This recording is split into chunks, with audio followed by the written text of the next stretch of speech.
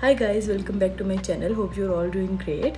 So guys, in today's video I am going to try this hack, and maybe some of you guys are facing that kind of problem, so let's try it. As for this video we need 3 to 4 things. First of all, a concealer brush, a concealer.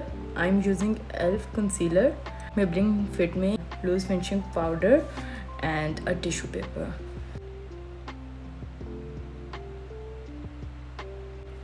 If you want, you can use your finger, but here I am using brush. You just need a single paper. Now I am taking a little amount of loose powder. You just need to dab it lightly.